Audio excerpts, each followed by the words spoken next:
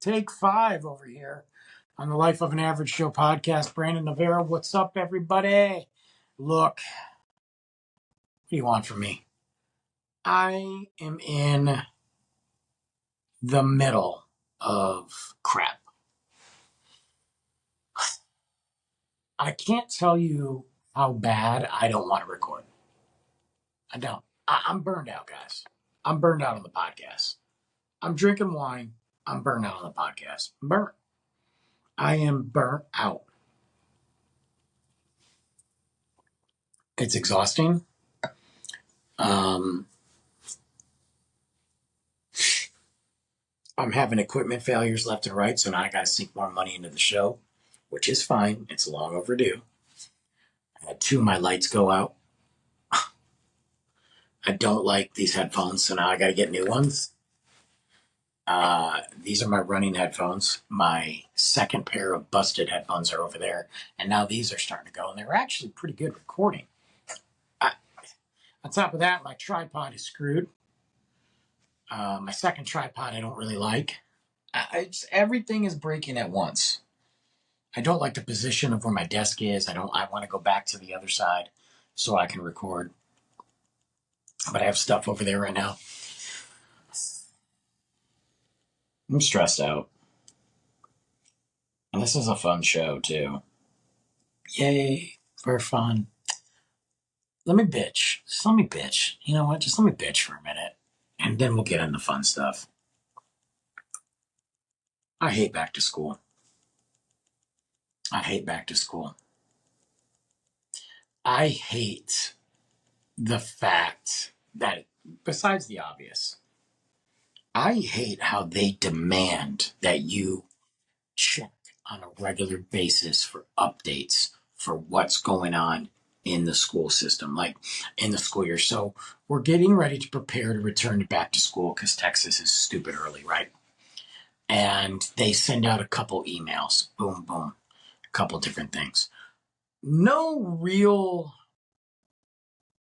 instructions on certain things. They have a really bad online app or portal that they use for your student to find out, like, so if he's sick, you report that he's sick. You can upload a doctor's note, all that. Find out, like, contact information, illnesses, whatever. And they're like, you can find your students brand new, who their teacher is in this app. Mind you, Meet the Teacher is, well, by the time you guys hear this, it'll be, Wednesdays, Thursday, it's Friday. Meet the Teacher's Friday. I still don't know who my son's teacher is. There's also been problems with registration, which we did way back in the beginning of June, and we got the green light on everything, which, mind you, why should we have to do anything? Nothing has changed. There should be a little box. Has anything changed? No. Check mark, done. See you next year. But no. They want you to refill out everything and then have proof of residency. And I understand why they do that because, there's money involved. It's all about the money. It's not about the students. It's all about the money. And they got to get that government funding. Okay. But there should be something simple. Why do we have to upload 5 different things to show you the proof of residency? And then you don't even contact us until a week before to say, oh, this isn't acceptable. We need new. What do you mean you need something else? What do you want me to do? A DNA test? You want to freaking spit in a cup and you can run it? 2 days from now, I don't know who my son's teacher is. And you can't stress out in front of them because they're experiencing their own stress and anxiety of going back to school and a new grade and getting back in the routine and having to get up early and learning more. And it's a lot for kids, man. It's a freaking lot. God, I'm angry right now. I'm so angry, guys. I'm so angry at things.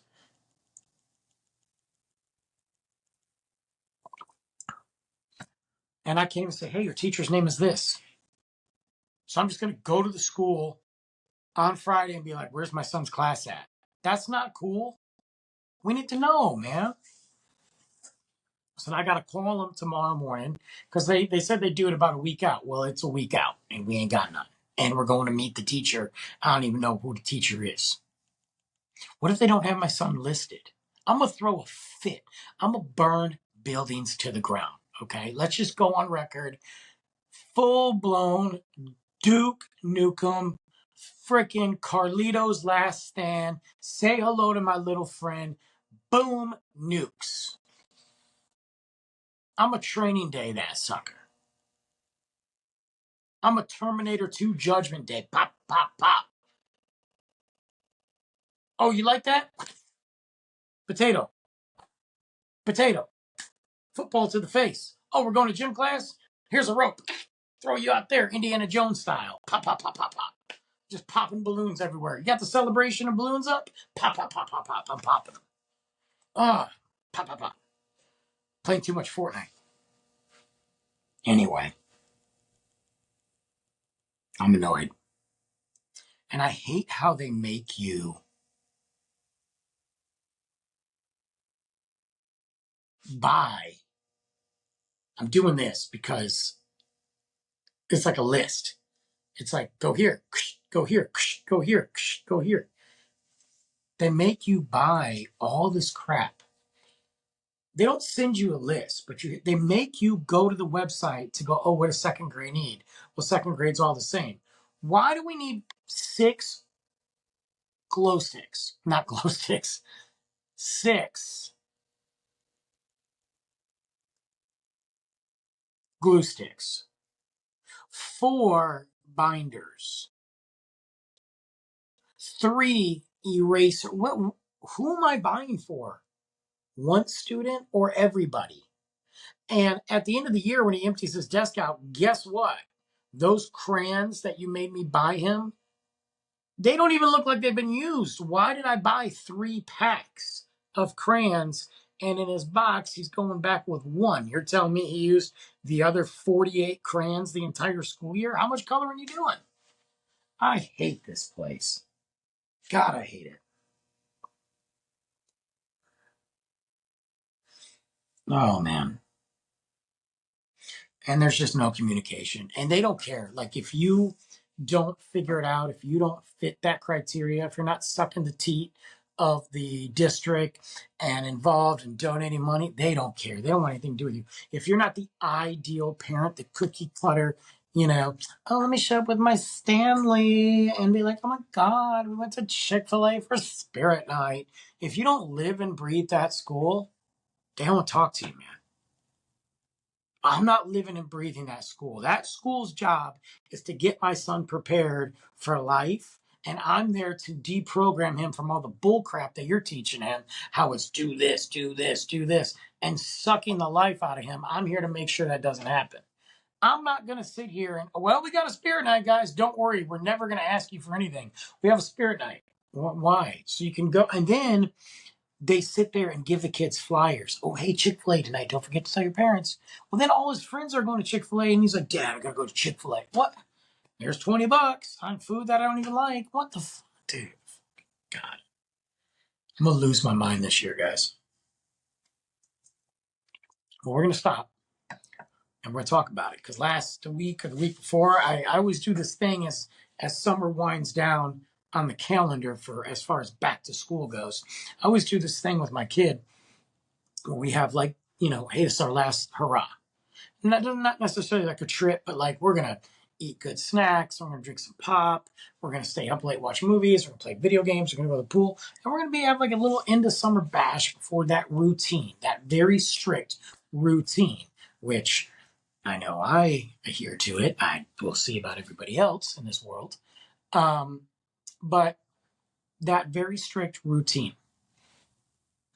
So we went to the pool, we went to the bookstore, we went on a night swim, we played video games, we did puzzles. Like we had a blast. Like just had some great dinners, had some not so healthy dinners, had some fun ice cream, some snacks, like just fun. If he wanted to go in his bedroom at 8 o'clock at night after he brushed his teeth, was like, Dad, I just want to watch TV till I fall asleep. Dude, do it. It's you, man. Dad, I want to draw in my bedroom and just watch TV and draw. And when I get tired, I'll go to bed. Okay. And he would. He was drawing and watching Boss Baby, then watching some music videos, and he'd come out and tell me some stuff or show me some stuff. And then I could tell he'd get in bed and shut the light off and the TV was on. And so I knew he was winding down. But that's good for them. It's good for him. It's good for any of us, especially if we have a lot of things coming up. It's really good for us to do that. So we watched some fun movies, and we watched we were looking at a couple animated films.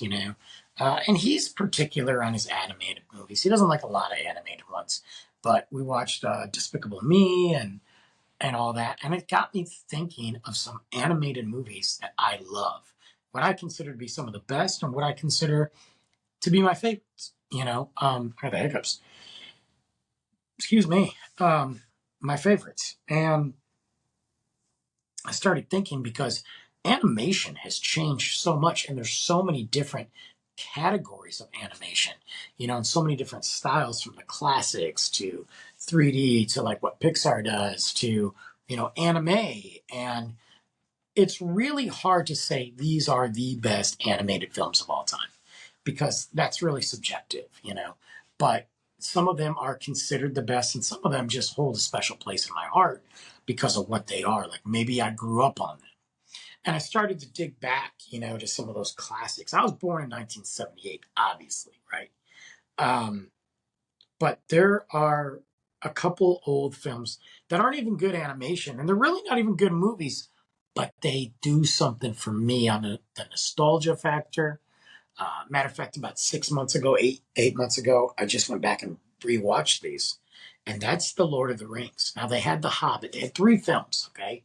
One came out in 1977, one came out in 1978, and I think one came out in 1980. And it's The Lord of the Rings. It's the trilogy. Let me grab my computer, guys, because I got my notes here. So, I got my little iPad, if you will. So, The Lord of the Rings animated film, the very first one was 1978. The Hobbit, The Lord of the Rings, and Return of the King. Now, obviously, they didn't get as detailed as even the Peter Jackson films, or obviously the stories, the books, and all that. But this was before any live action. We didn't have a live action Lord of the Rings. So this was the only movie that we had connected to Lord of the Rings, period. And I remember watching those when I was younger. Obviously, I didn't watch, them in 1977, 1978, or even 1980. It was later. It was probably like 1985. And this was also back at a time where, yeah, you could rent them on VHS, and I did. But this was a time that they didn't just appear on channels because there wasn't a lot of, we didn't have streaming services, and we we had HBO, and then Skinamax came along, and Showtime and all that. Occasionally during the holidays, Christmas and November, for Thanksgiving and Halloween, they would air certain movies. Wizard of Oz was a big one they would air every year. It's a Wonderful Life they would air every year. And there were times that they would, in the summer, drop some films, but there was very specific. Well, they did that with the Lord of the Rings animated films, and it was on regular, broadcasting. It wasn't on HBO. And I remember watching those, and they would do them 3 weeks in a row. And I remember recording them with a VHS tape so I could go back and watch them again. And look, they're not great movies. I'm going to tell you right now, there's some horrible songs in there. If you guys remember, Where There's a Will, There's a Way. Like the Trolls are singing, Where There's a Will, There's a Way. God awful music, right? But it was really cool because, again, that was the only version of Lord of the Rings that we had. That was it. We didn't have, unless you wanted to read the books, we didn't have a live action. There wasn't even talks of a live action, especially back then, of what they could do with that magnitude of the special effects and the story. But that one holds, like, to me, as a classic. Do I think it's one of the best of all time? No. Is it one of my favorites? Yeah, it is. Those are some of my favorites. There's another one you got to remember. At that time, too, Disney was the dominant force when it came to animated movies.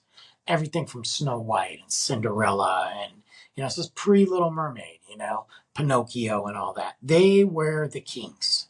They dominated. So to have an alternative that was not Disney, that was huge. But speaking of Disney, we knew the obvious ones. Like I don't like all the obvious, like Cinderella and all that. Like they're good, but whatever, it's not my thing. I like what I like to call some of those obscure ones. And I always remember falling in love with Robin Hood. I love the Robin Hood cartoon. I love the music. I love the hand drawn animation. I remember, again, you had to buy that on VHS tape because it didn't just air all the time.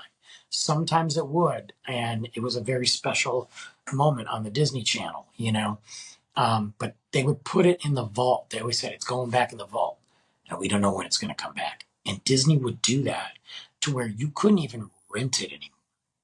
They would pull it off the shelves from renting, they'd pull it off the shelves from buying, and they'd put it in the vault, and it would disappear for months, years, if ever. Obviously, it's different now with the way that we sell music or movies and the way we view movies and entertainment. But if you didn't buy it when it came out, and it was expensive, you're looking like $25, $35, $45 for a VHS tape back in 1985. That's expensive. But Robin Hood was one of my favorites. Alice in Wonderland, still to this day, I think it's one of the best versions of Alice in Wonderland. I love it. If I'm watching Alice in Wonderland, I'm going to the Disney cartoon over the Tim Burton films, hands down. And there's some other weird versions of Alice out there, but Fox and the Hound was good. I was never, really a Bambi fan, but those were huge, But Fox and the Hound, Robin Hood, but one of my favorites, and it was a big leap for Disney. Disney was very traditional with what they were doing. And they never did anything to, Fantasia had its dark moments. And then Mickey's Christmas Carol with the Ghost of Christmas Future had some dark moments. And obviously Bambi died, and Alice in Wonderland's, not Bambi died, Bambi's mom died and whatever. And Alice in Wonderland's got some trippy stuff. But overall, they were not producing like dark stuff until 1985 when The Black Cauldron came out. Now, The Black Cauldron, it is loosely based on two different books, which I didn't realize that. The Chronicles of Pyrrhian, okay, it's loosely based on the first two books, and The Chronicles of Pyrrhian, a series of novels which they're based on Welsh mythology. They're loosely based. But the mythical land of Pyrrhian is in the early Middle Ages, and the film centers around the Horned King. It's basically just this devil-looking guy, Grim Reaper, evil wizard. But what I loved about The Black Cauldron was it kind of falls in those lines of Lord of the Rings. It was dark and like witchcraft, and they were like trying to conjure up things. It had a lot of medieval stuff in there. Witches, spirits, dragons, goblins, ghouls. And I really liked it because it was so night and day for Disney. Disney got a lot of grief for that movie, for putting out The Black Cauldron. They actually had to do like a warning to parents that this wasn't your typical cartoon, so do not take the kids if you don't think they can handle it. That was a movie that for the longest time, not only would they not air it again once it left the movie theaters and after they rented it, they locked it in the vault for like double digits. It was gone. You couldn't buy it. You couldn't rent it. It was gone. It came back out, and I'd have to do my research again when it came back out. But the last time that I saw it was when I was younger, twice. So like 85, 86, 87, and in those years when it was still circulating. And then the next time I saw it was when Disney Plus launched.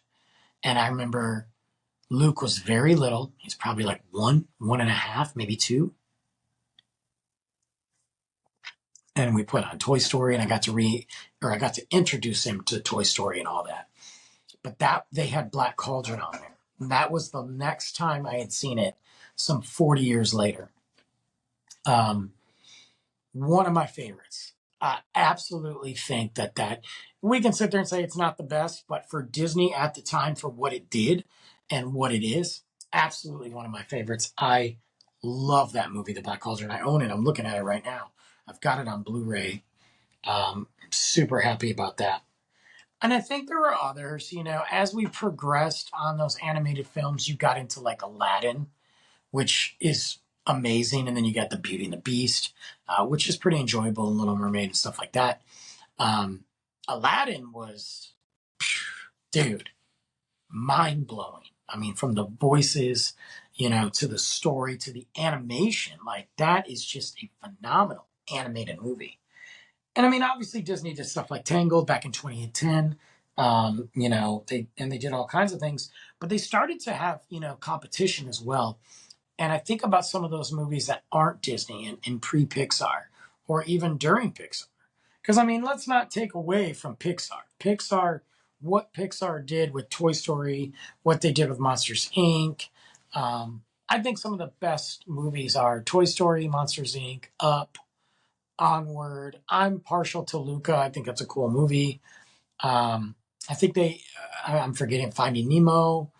Um, I'm forgetting some other Pixar movies. They've done a really good job, even if I don't like the movies, with characters and developing different aspects of those characters to address real things like death and the loss of life, like in Soul and like, well, they did, what was that screen Seeing Red or Red something? I think it was Big Red.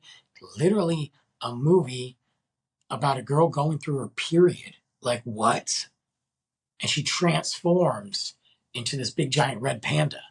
And it's part of her family, females in her family. They all go through it. It is literally about a girl having her period. Like, number one, what does that do for me? Nothing. Do I think it's amazing that they made that correlation and they made that story for girls?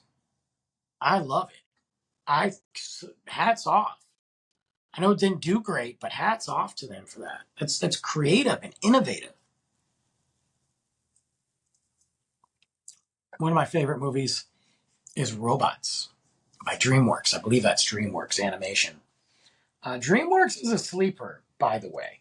Everybody talks about Disney, but Robots in 2005, and I believe, let me take a look here. Not 20th Century Fox and Blue Sky Studios. It's got to be DreamWorks. No, it's not DreamWorks? Wow. Okay. So from the creators of Ice Age comes Robots, right? Absolutely love this movie. Ewan McGregor, Halle Berry, Mel Brooks, Amanda Bynes, Drew Carey, and Robin Williams. What? So this movie, and Luke and I watched this to death. He loved it when he was like 3, 4, 5. I don't know how he feels about it now, but I love it and I own it. I'm looking at it right now. I can see it on my collection. I think the animation in that is phenomenal, but I think the humor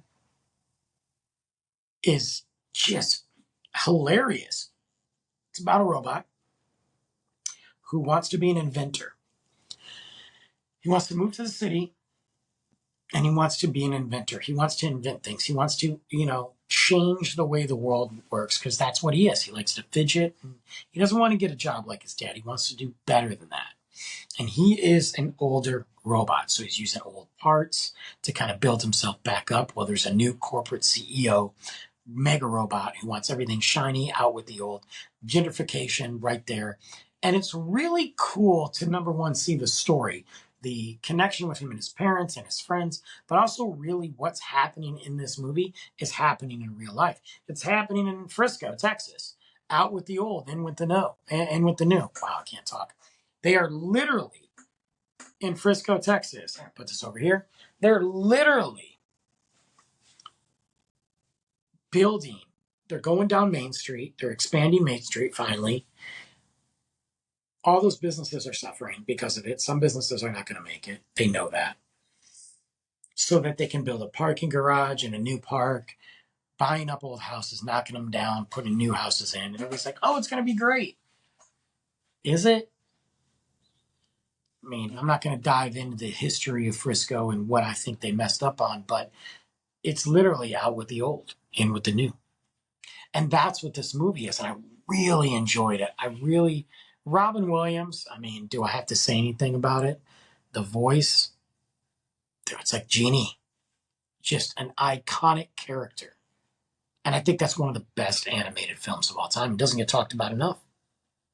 There's another one from Disney that I thought was groundbreaking too, was Who Framed Roger Rabbit. It was this movie where there's a detective and he lives in a world of toons, but they're separated, right? Now, sometimes the toons come over and work in the real world, but then there's Toontown. And he's a detective. He's investigating these murders. There's toons getting murdered and all that.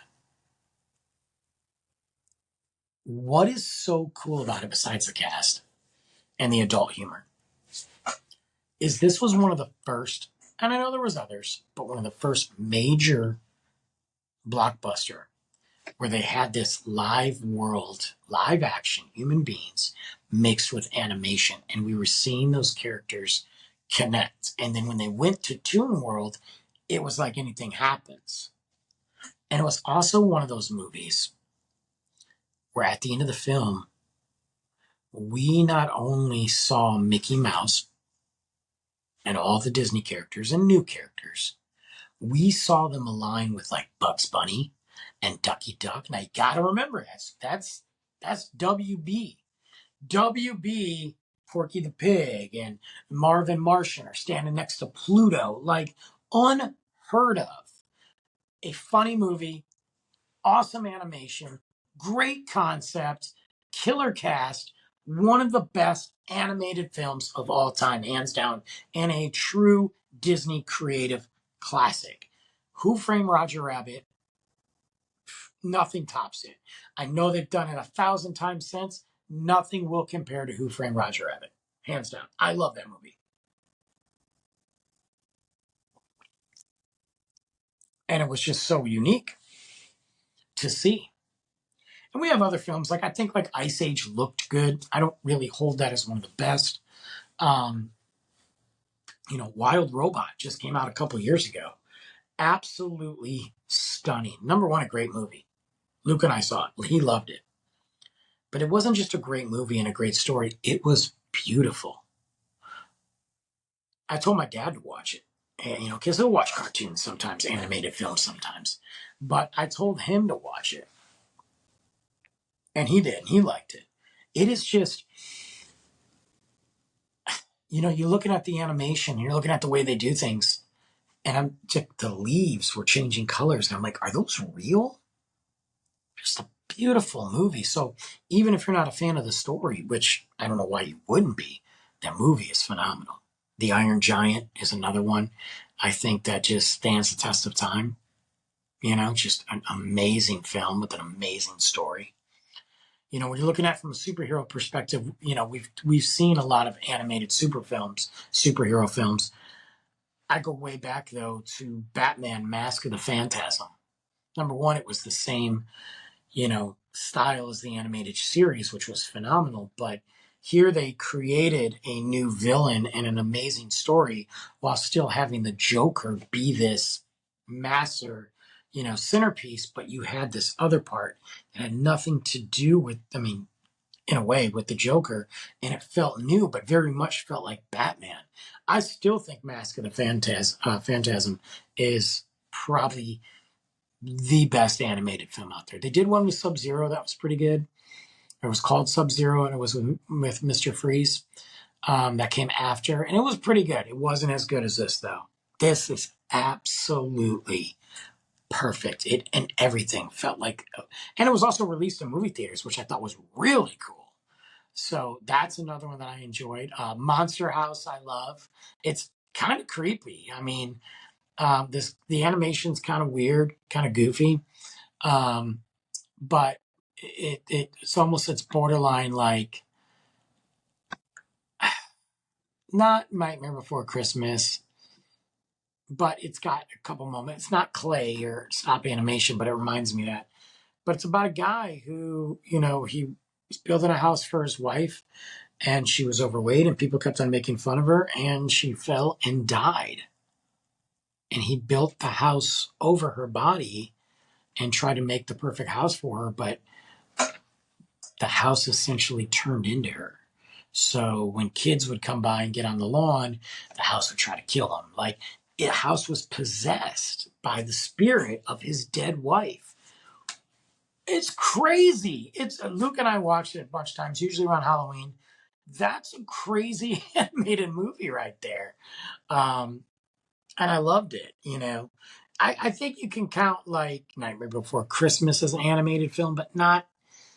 I'm going to take that in its own separate category because we're strictly talking like cartoons. I think another one, speaking of superheroes, is Super Pets, the League of Super Pets or whatever. I love that movie. I think it's one of the best superhero films out there, and it's about pets. I think Life is Pet, The Secret Life of Pets, both of them are hilarious. One's a little more outlandish than the other, but the idea that these pets, especially if you own a pet, the idea that these pets have some sort of life after you leave the house and they get into mischief and have their own personalities and parties. I think that's kind of cool. Let me pull my list up. I think that's probably some of the best. And there's a lot I'm missing, guys. Let's just be clear. There's so many, and I'm not even diving into the Pixar realm. Spider-Man Into the Spider-Verse, and then Across the Spider-Verse. Two of the best animated superhero movies ever. Some of the greatest soundtrack ever. It's a shame we've got another 2 years before the final one comes out, but that's another movie. Absolutely breathtaking, beautiful, imaginative, creative. Just both those Spider-Verse movies, nothing will compare to that. Not a big fan of the Lego movies, never have been.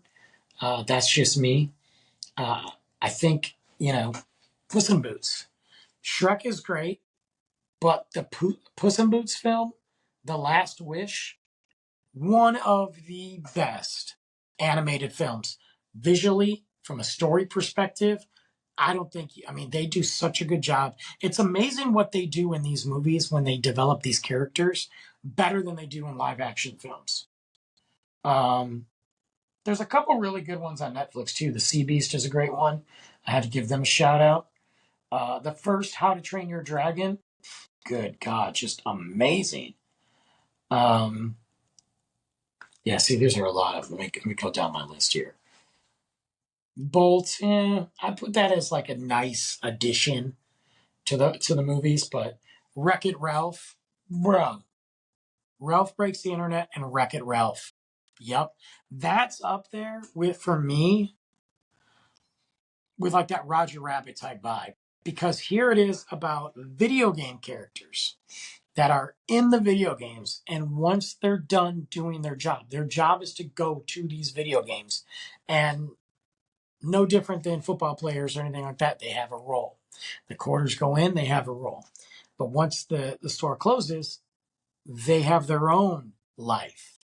And you see Ralph, who's the bad guy, walking next to Pac-Man, and you see Halo and zombies and Candy Crush and like Cubert, and all of these characters are in this world, and the way that they connect to the Wi-Fi and how they discover what the internet is, absolutely like unbelievable.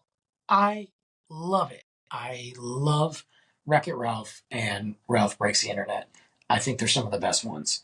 I think you throw Shrek up there. I think Shrek, to me, had a really good run. Not all of them are great, but they've done a lot with Shrek. That's pretty impressive, to be honest with you. I'm not into Captain Underpants. My buddy mentioned that. I'm like, no, I don't think they're that good of a movie.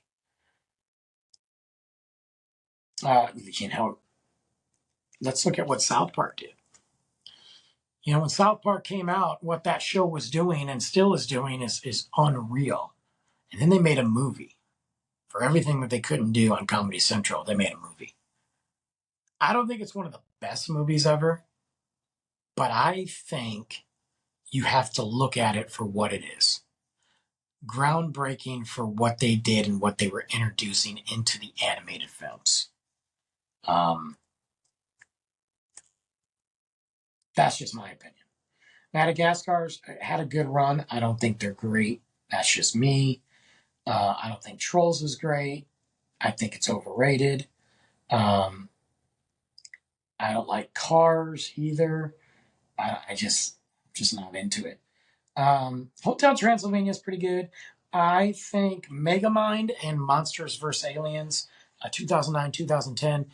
Yeah. Now, those are DreamWorks. Those are cool movies. Very fun. Felt very fresh. The animation was good. Super entertaining. I was a big fan of that. Um, you've got some. Let's go look at. Let's go look at my second list here. The thing with Megamind is they tried to do a series on Peacock.